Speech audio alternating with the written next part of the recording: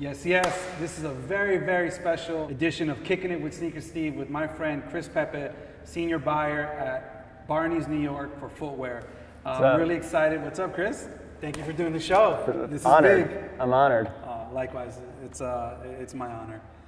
So Chris, if you can, please tell us a little bit about where you're from originally, and then of course we're going to get into how'd you get into the sneaker business. Of course, right? So I'm originally from Syracuse, New York. My family moved around a lot. Ultimately, I like to claim Syracuse is where I'm from because it's where I lived the majority of my life.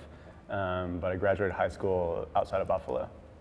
Oh, nice. Yeah. And then, to what age were you there? I mean, I was born in Syracuse, lived there until I was like 11 years old. Then we moved to Northern New York for a couple of years and moved to Buffalo for a couple of years, and that's where I graduated. But you know, my grandparents, my aunts and uncles, everybody's from Syracuse, so that's, you know, okay, nice. Yeah, where I spent the majority of my time. Wow. You know. I mean, for me, as growing up in Queens as a New Yorker, sometimes you don't know the differences between like New York State, exactly, like how big exactly. it is. My first experience is there going to the Capitol. I went to, and then also going to Albany. Yeah. I was a mock Senate for New York State. Fancy. Yeah. Yeah, and then I got the opportunity to go to Vassar College in Poughkeepsie as well. Very nice. So Very yeah, nice. so that was just my like first introduction to the rest of New York State. Yeah. And then back then, were you already a sneaker fan? Like, were you, as a kid growing up, were you I mean, because we didn't call it sneakerheads. No. Did you just love sneakers? Absolutely. Yeah? Absolutely. Okay. I still remember wow. I guess like the first ones that I remember begging my mom to get. It was when the pumps first came out, the Reebok pumps. It was at like 80, 88, 89, something like that. Yeah. And I don't want to say I threw a fit, but I might have thrown a fit. And they were, I mean, back then they were like $90, $100 or something like that. It was a high and that price was like an absorbent amount of money Yeah. to spend on sneakers. But I remember Especially at that age. Oh yeah. Because it's that age versus that price point. For sure, because we were always, you know, growing up, we were always only allowed to get like one pair of sneakers Got it. Yeah. a year. You know, you got like your back to school sneakers. Yeah, you're back to school. Yeah. And then like every now and then you could get something like during the year, but for the most part, it was like one pair, and you wore those things until you just could not wear them anymore. Oh my God.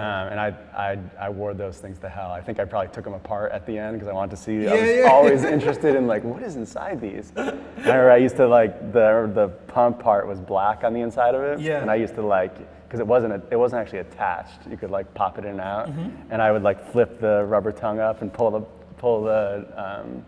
It was like the orange basketball. Yeah, but like on the inside of it was like a latex, like a black rubbery. Exactly. I'd pull it out and I'd like keep it in my pocket, and then I would pop it out and stick it in and pump it up. Oh my God, that's amazing. That was like, I think that was where it all started. I remember like I was the second kid in my, first or second kid in my, I guess, class or grade or whatever to have them. I remember I had to give like the class like a demo how they worked.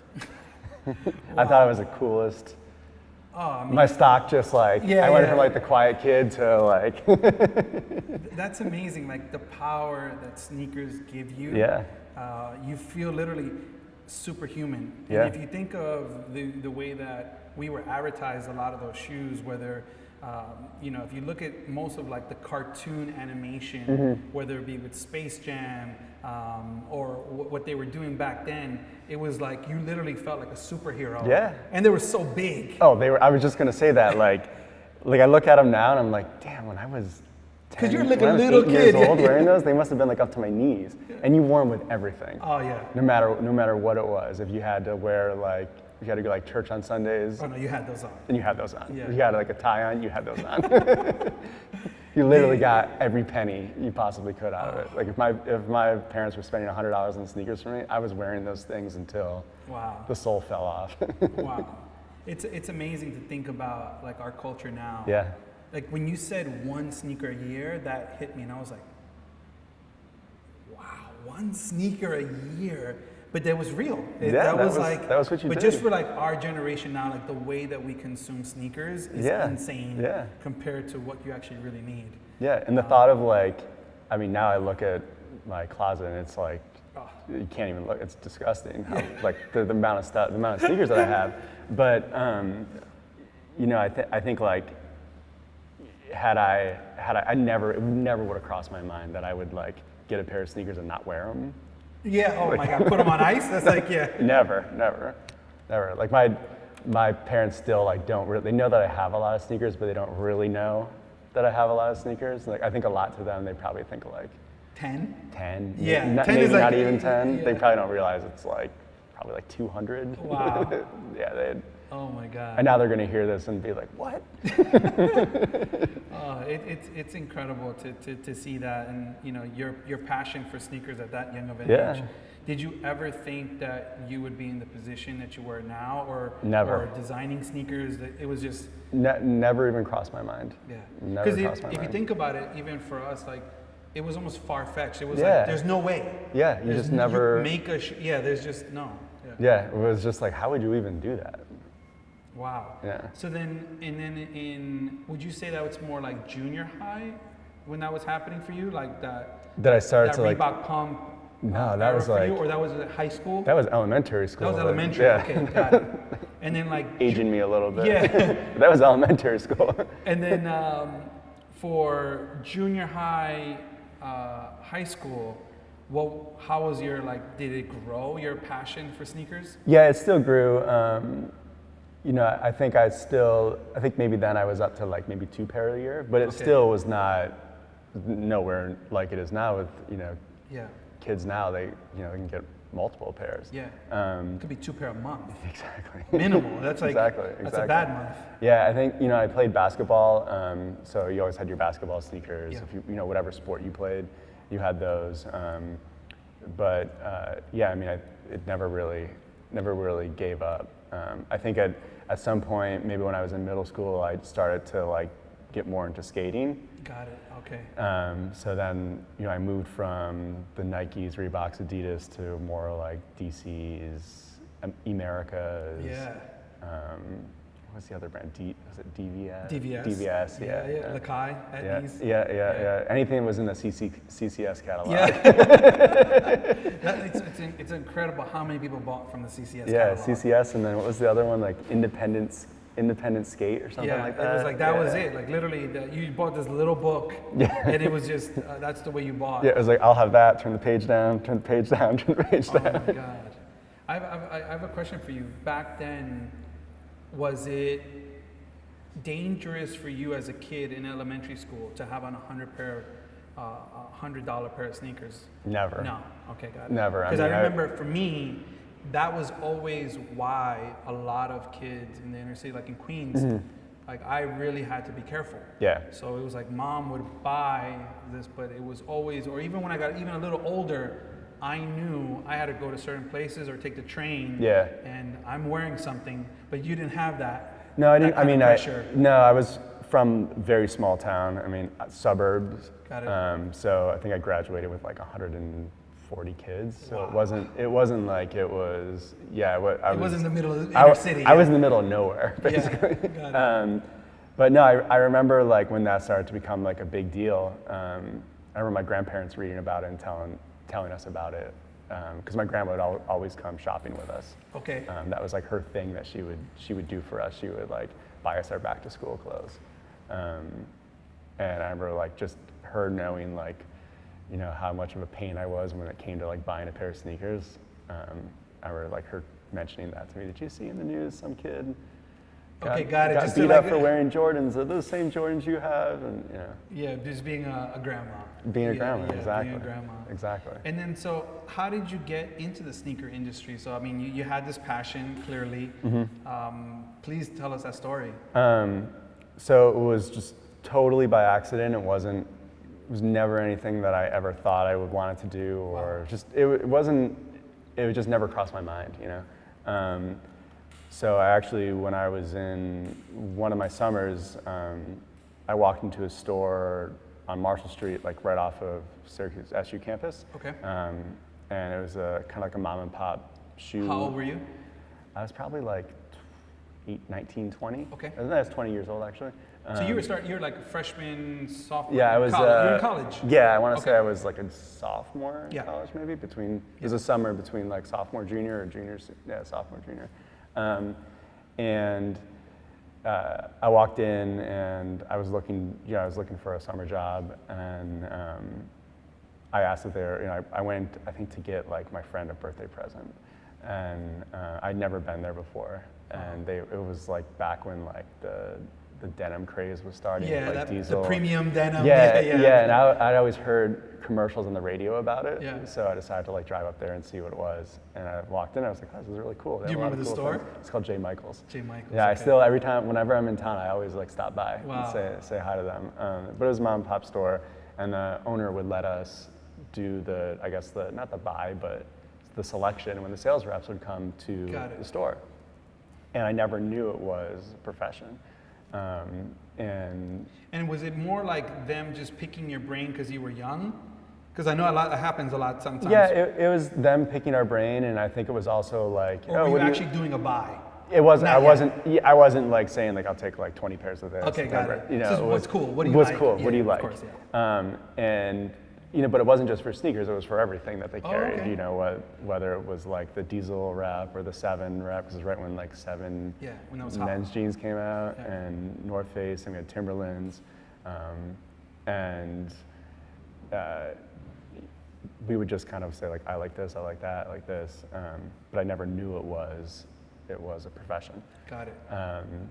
So I think, I don't know, somehow I had found out about it or found out what it was, and it was too late for me to switch. Okay. So it wasn't too late for me to switch my major, but I was already like halfway through, and it just wasn't, like, it wasn't happening. Yeah. So finished school, and I got an internship at Urban Outfitters. Okay. In Philadelphia. In Philadelphia, like, back when it was like I think it was on Walnut Street, like right across from Rittenhouse Square, like above the Barnes and Noble. Interned there. Then I finished school and moved to the city. And what did you do there? What was the internship? What was it I about? actually interned in women's something. I don't. It was either wovens or knits. I don't remember which one, but. And at the time when I was doing it, I was like, I don't know if I really want to work on the buying side, but I was doing women, so it was, I just had like no interest in it. So then I graduated from school, moved to the city, got another job at doing PR, because at the time I thought I wanted to do like PR marketing. PR. So I love this process, because you never know. Because you never know where you fall, right? Right? Wow. Okay. So did that, and then I worked as a sales associate at Scoop. In the West Village. Of course, Scoop, yeah. Yeah. What's interesting is that your background, even from that 21, 22, was all contemporary premium. So you were surrounded around great product. Even from back then, it was quality. Yeah, I think like ultimately I knew I wanted to work in some sort of fashion element, retail element, whether it was on the sales side or on the retailer side, buying side, whatever it was. I knew I wanted to do something, just wasn't really sure. Yeah. And then I actually got hired after my internship ended with, I was interning at David Yurman. After that ended. Wow. Yeah. That's one of my wife's favorite designers, David Yurman. And I was doing like PR for them, but it was really like. How did you get all these jobs? I was like a serial. From Scoop, David Yurman. So I wow. No joke, I applied to like everything I saw. Okay. Because and this is really like internet basic. Internet. Yeah, I mean this it was. This is difficult. There's no LinkedIn. The reason LinkedIn. I say is because I always want to show the context to the listeners out there and the viewers, like how much work. It wasn't like a recruiter's going to call me on LinkedIn. No. I'm going to send my resume. I'm going to put it on this website. It's going to blast out to 5,000 people, and then I'm going to get an inbox and somebody's going to call me. No. I think I actually remember my dad. My dad like pushed us a lot to. He always wanted us to. He didn't care what we did. He just wanted us to be like the best at whatever we did. Got it. Okay. And I remember he had told me like, well, you got to start just sending people letters. So I went online, or I guess I went online probably. Yeah. I went online and I just had like a spreadsheet of all these addresses, and I just made like a resume and cover letter. and I literally mailed mailed my information to I don't even know if it was the correct address. Not emailed, mailed. Mailed. Yeah. Yeah. I was like, Dad, I'm gonna need some money to mail all this stuff. I need stamps. Yeah, I heard stamps are $10 these days. Oh my God. Wow. And yeah, I mailed it. And amazing. I don't even remember applying for the David Yurman internship. I don't know if it was like through one of my letters or if I did it online, because I think it was Monster, and then there was another Monster, one. yeah, I remember. Oh, another one, yeah. another like Those are the Monster big ones, type, yeah. And then I got hired as a temp at Barneys to fill in for somebody that was going on maternity leave. Okay. But was that at corporate or at the store? It was retail? at corporate. It was at corporate, yeah. And how did that happen? Honestly, I think I applied. You also applied, okay. I think I applied for something Okay. on Monster or something like that. And how old were you? I must have been like 23. Okay. 22, 23. Yeah. But if you think about it, right? Because now we're older, right? So Yeah. now we're also probably on the hiring side. We're Yeah, looking yeah. They saw someone who went to college, who already has experience at a premium store, David Yurman, Urban Outfitters at 23.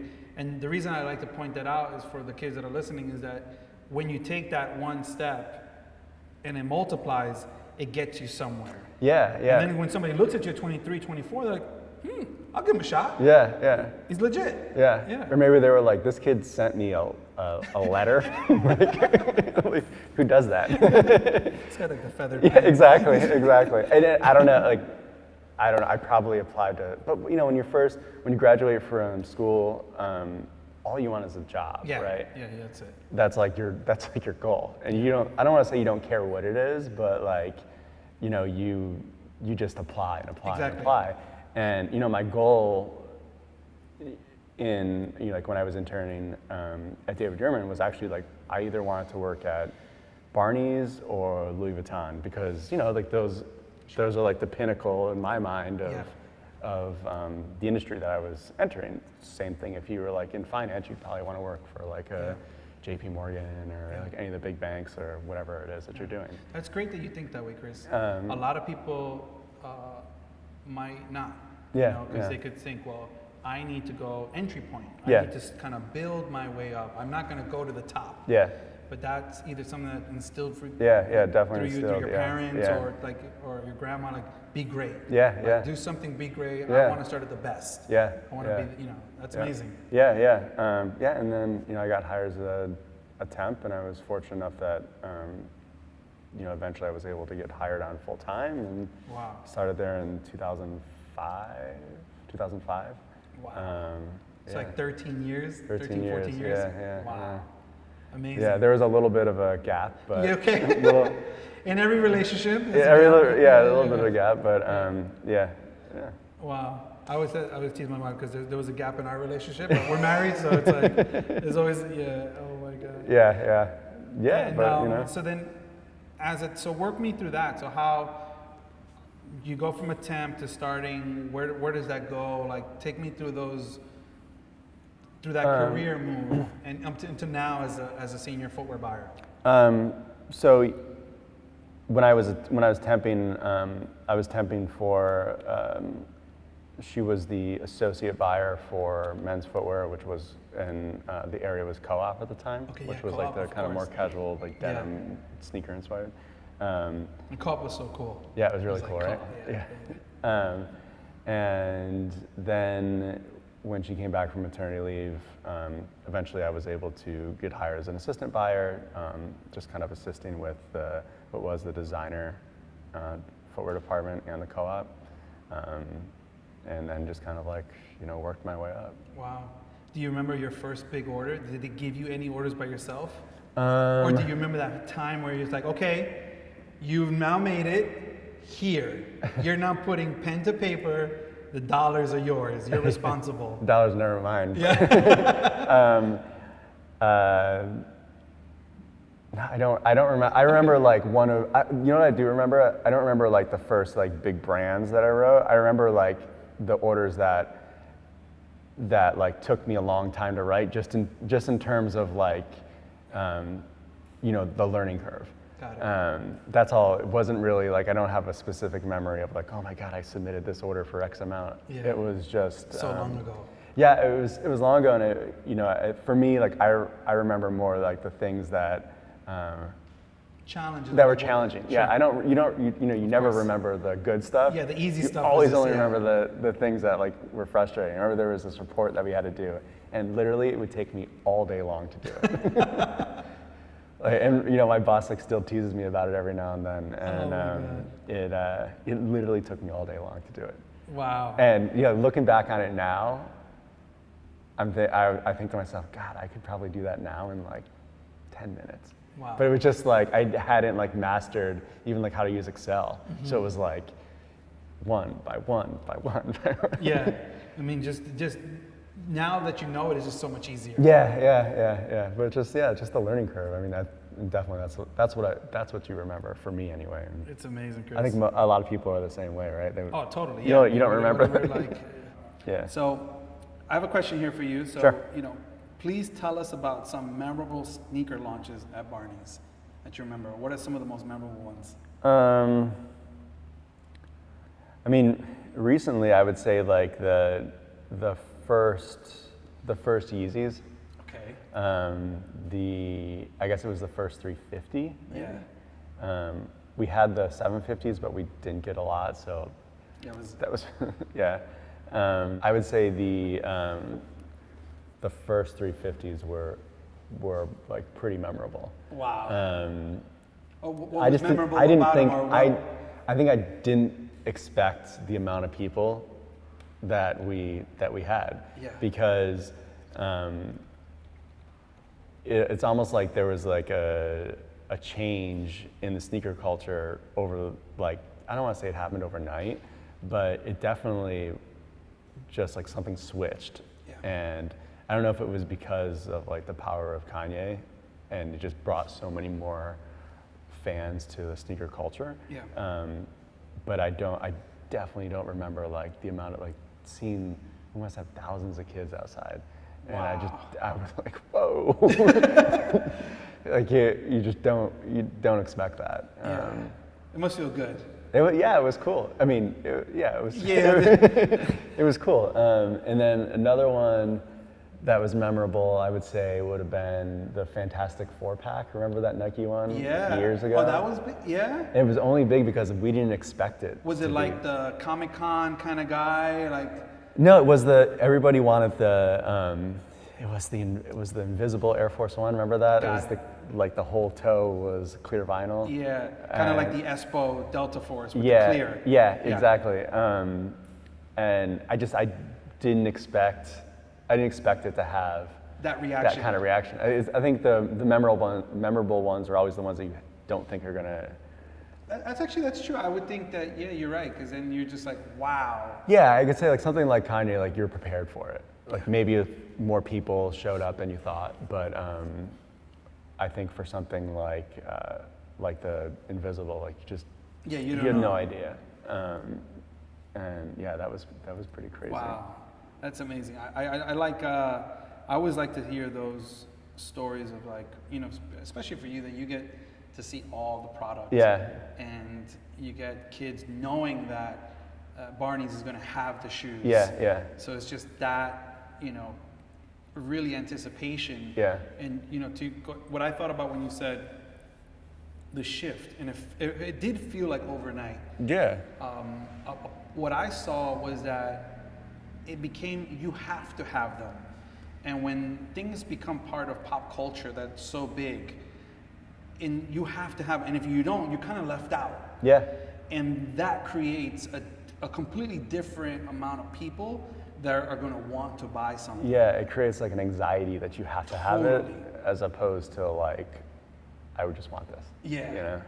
And then it becomes need and must have. Yeah. Which is completely different. Yeah, and I just think the culture now is just, I don't know, it's totally different than it was when we were growing up. Like, you just never. Oh yeah, no.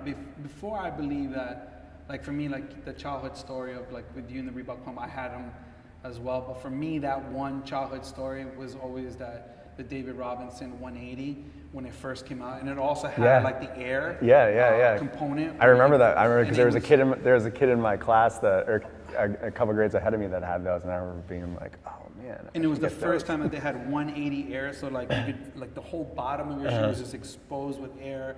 I mean, the colorway was incredible. With the gray and the splash, with the green, and it was just, it lit it with the speckles, and it was so powerful, and it was they were so high. And it was just this thing where you're just like, wow. You know, and were they like, they're probably like up to your knees too? Oh, like because I was so little. I mean, they were little up to here. But it wasn't so much I need them from an anxiety standpoint, the way it is now, like to keep up. It was really true passion. You know, I played basketball as well growing up. That's actually how I met Nori, playing basketball. Okay. So, you know, that to me was always like a thing. And then you would go, you want to look good on the court. So I would wear the shoes, of course, you know, just trying to look like always the flyest dude on the court. A lot of people might not know that you're also a sneaker designer. And I know that you are a buyer, but at the same time, you're also very creative. And can you tell us about that? And, you know, do you design the Barneys Sole Series and then the EXO product? Yeah, I mean, in the beginning, I designed most of it. You know, as we kind of went on, it just kind of like, I just don't have the time to do as much as I used to. Now it's more of like, here's the idea. But yeah, there are definitely a lot of them that I helped create.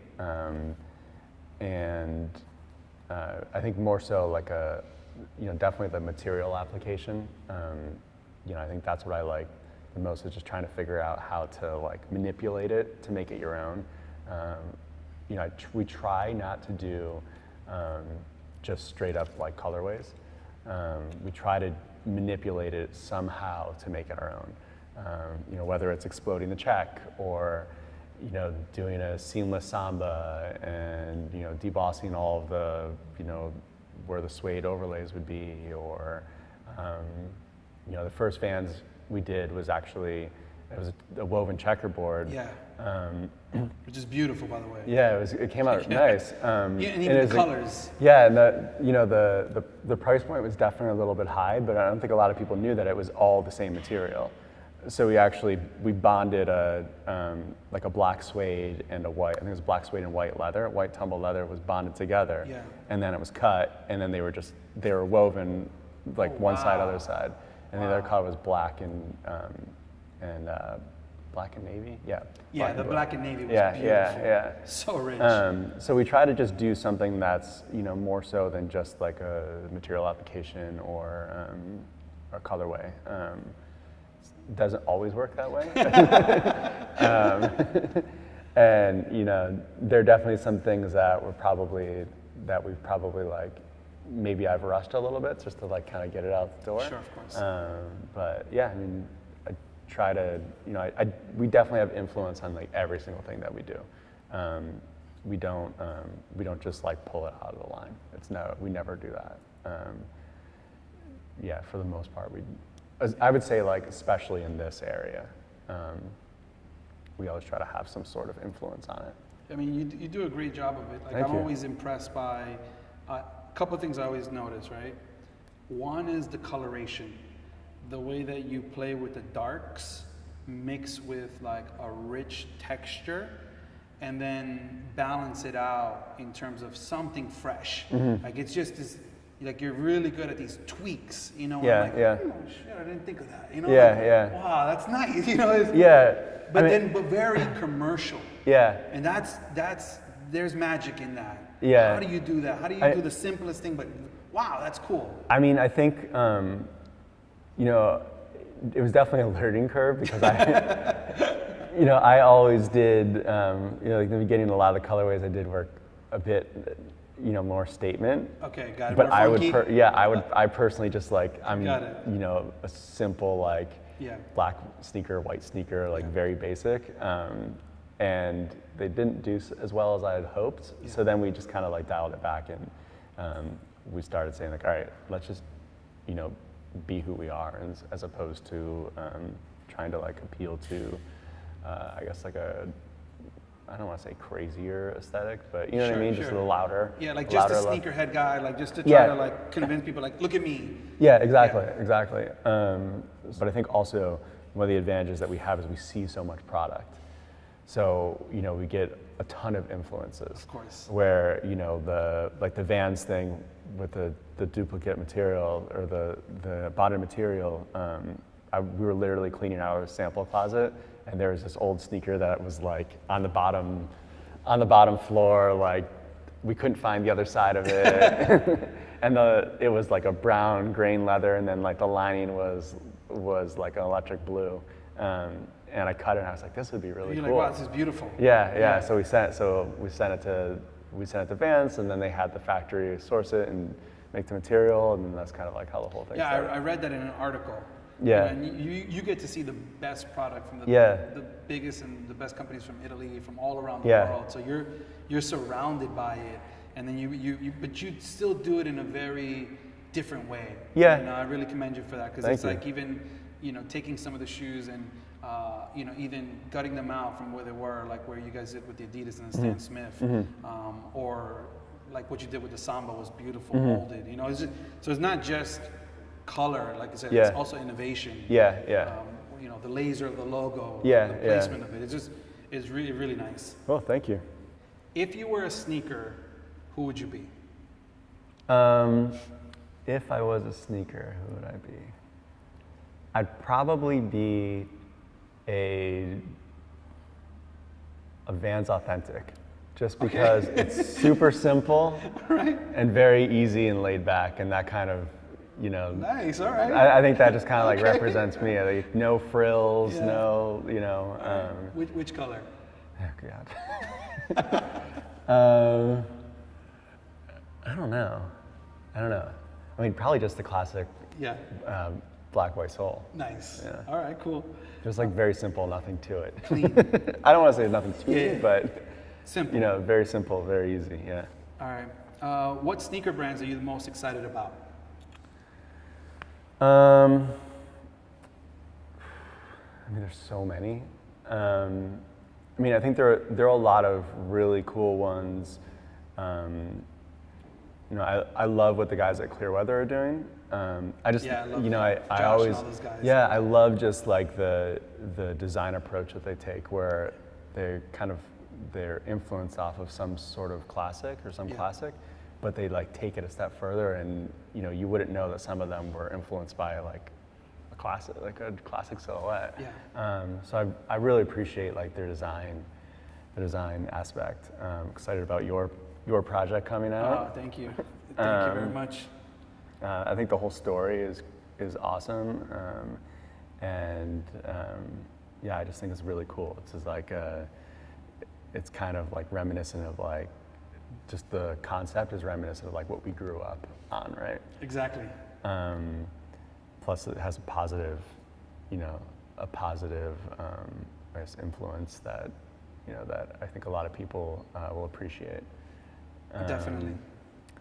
But yeah, I mean, I think there's just so much coming out. Like, I love what the guys at Brand Black are doing. I've seen what they've done. I love the mixing of the technical running with their uppers. Really aggressive soles, and then nice fabrics. It's fresh. Also, I like it. Yeah, and then there's a new brand, Obra, that's really cool. Oh, what's that? It's started by Arnaud from A-Life. Oh, nice. Arnaud, okay, he's back. He's back. Right, yeah. They're pretty cool. They're just like really simple vulcanized sneakers. Sick. But they did a good job. Like lots of taping, exaggerated taping. Oh, I like that. So it's cool. It's like it's a perfect like slight update. Tape on the Volk. Yeah. Okay. It's a perfect like slight update to just like a classic like vulcanized canvas sneaker.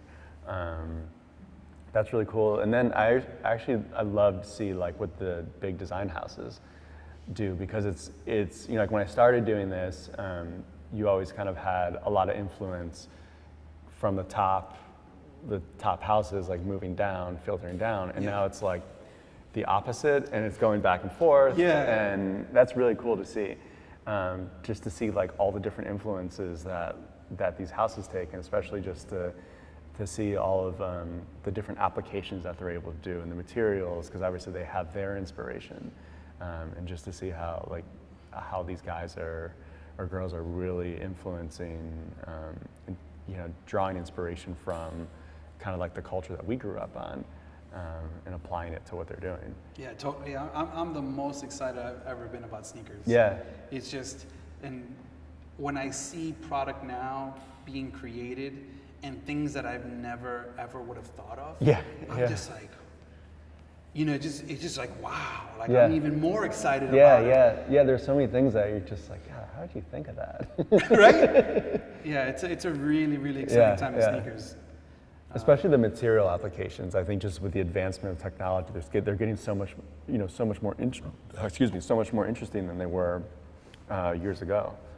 Like we saw this really cool material that it's just white leather, but when the sun hits it, it's like a reverse glow in the dark almost. Oh wow! Yeah, it's really cool, and like whatever logo or branding that they have on it like shows up. It's a really that's really amazing. interesting. Yeah, I love the innovation side. Yeah. That's where like the sole innovation and just lots of cool things going on.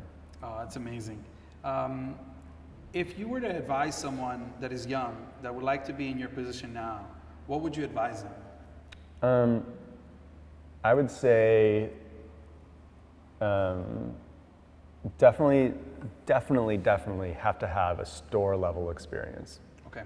Absolutely. I think it is in retail and fashion, it is the best base, because if you don't know what the customer wants from, I always say this now, like a lot of times, like we just, we look at a report and we can only gather so much information from it. Yeah.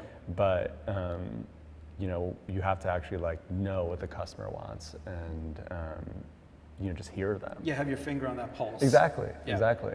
And I just think do you ever go on the shop floor at the store? Always. Yeah. You do? We always go. Oh wow. There. Yeah.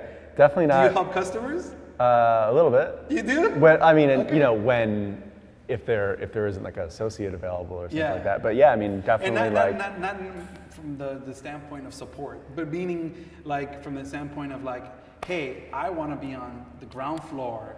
I want to know what the customers are thinking. Yeah, I mean, I always... Because I love it too. When I get into a store, I come from 13 years of retail. Yeah. And when I get into a store, I just become that shop kid clerk again, Yeah, I always love it. I always like to chime in, and customers always want to know like, oh, what's coming out? What's this? What's that? And I love to just... because they don't know that it's you talking. They don't know it's me. And I just get so excited about like, oh, but we have these coming out. Yeah. And then every now and then they'll be like, who are you?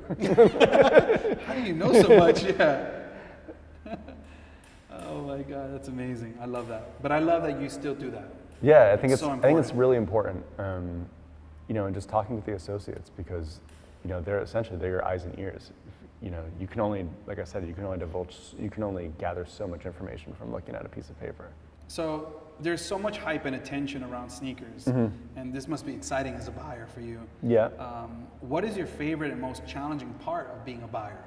Because with that comes challenges also. Yeah, it's exciting and it's frustrating. Okay. It's exciting because there's so many cool things and so much movement, and things kind of catch so fast. And it's frustrating because sometimes there's so much, there's so many things, and things catch so fast. So you may not be ready for it, or you invested a lot in something that maybe it didn't do as well as you thought it would do, or vice versa. Yeah. Or there's always the what if, right? Yeah. If only you had a crystal ball. Yeah. As a buyer, if you had a crystal ball. S's 2 seasons ago. Or anything. Yeah, or like had I known, like. Did you know that the sock run on Triple S was going to go as big as it did? Yeah, we knew. You knew it? Yeah, we knew. Okay. We definitely knew that it was going to be something. Got it. How was that experience the first time you saw it? Triple S Balenciaga off the runway. And do you go to the runway shows and you see them like for the first time, or is that more like in appointment setting? So it depends. Sometimes we go to the shows, sometimes we don't, because usually markets after, and we usually Milan, I've never been to. I don't think I've ever been to a show in Milan because usually we go later, or I'm back in Florence because we do all of our private label in Tuscany. Yeah. So usually I go back, and I'm working in the factories, as opposed to, going to the shows, right? Because the market doesn't start until a couple days later. And then in Paris, we usually catch, I would say, the first three or 4 days, depending on the Milan schedule. But we get this. I mean, I think I don't get to as much shows. I would love to be able to go to more. It just sets, it sets your time back. Yeah. It's a different calendar. Yeah, it's just different calendar. Different schedule, and it just sets your time back a little bit if you go to every single one of them, because ultimately you're there to go to the appointments. Yeah. And, and you could literally be in Europe for 2 months. You could be there for a long time. And then the next market starts. Yeah, exactly. That's a whole nother side of it. Exactly. Oh my God. But no, it's really cool to see all of it's cool to see how things just catch so fast, and how things especially with the internet now. With internet and social media, it's sometimes a little easier to gauge how things going to do, right? If you see something that goes down the runway and everybody is posting about it and it's all over all the blogs, and it's probably going to be something. If you see something and you think it's going to be great and everybody's bashing it, although lately on the blogs or on the comments, you never read any. There's never any good comments, right? They're only bad. I always think you only comment if you have ill wishes. You don't. Yeah, exactly. It's Exactly. Oh my God. A lot of haters out there, right? Oh my God. But what was your reaction towards when the chunky sneaker came out?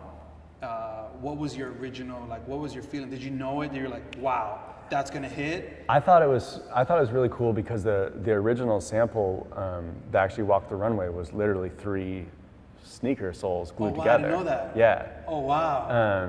So I thought it was a great That's idea. cool. It was it was one of those how do you think of that? Yeah, right. And no, but it was really because I'd seen other designers do, or actually there are a couple very small factory brands do combined 2 soles. Yeah.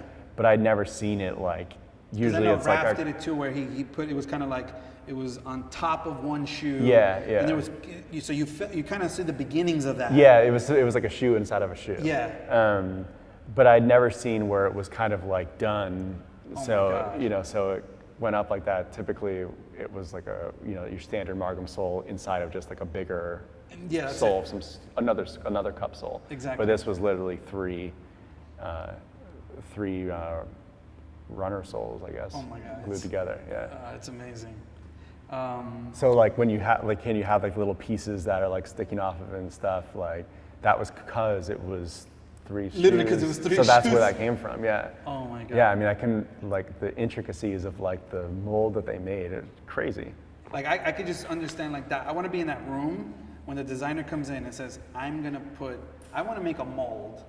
And it's yeah, I mean you've seen sneaker molds before. Could you imagine the mold artist you want to do what? Yeah. Wait, and you want it to look like it's I could just imagine something it's still glued together. Oh my God. Yeah, but especially in Italy, they're oh my God. Italy is amazing to me in the sense that because fantasia, right? So they love the dream, the fantasy, because they've seen the most eccentric designers in the world come up with the wildest stuff. Yeah. So I love going to Italy and them saying to me, okay, we try. Not that they're gonna ship on time or they're gonna make it, but okay, yeah, we try, no problem, okay, we try. And me also, when I lived in China and manufactured in China, it was no, just no way, until they do it in Italy and then they'll copy it. It's a different, I love that ability to dream. Yeah. And as a designer, that's something that I really enjoy, the fantasia in designing, whether it comes materials or anything in Italy per se. Yeah. If you were to design any sneaker in the world, what would you design or what would you like to design coming up now? What would I like to design? Yeah. I mean, if anybody can figure out how to make a shoe one size fits all. Ooh, okay, I like that. There you go. That's an easy buy. Yeah, right? Check. From a buyer standpoint, that's amazing. Yeah, one size fits all shoe, right? But like at Nike, Adidas, old catalogs, whatever, you know, any brand, what sneaker would you want to have access to? I mean, I would love to, like, you know, I would do something with Nike. Like, that's like, right? And when you're in this world, that's kind of like the pinnacle. Yeah, I mean, I've been fortunate enough to do a lot of stuff with Adidas and a lot of stuff with Vans and Converse even. But yeah, Nike would be awesome. Okay. I think just because like their archive and, you know, that was growing up though, like that was my favorite. You know, Jordan was my favorite. Jordan 5 was my favorite shoe. Oh, wow. And you know, I think that would just be awesome. You know. I'd be excited to see what you cook up.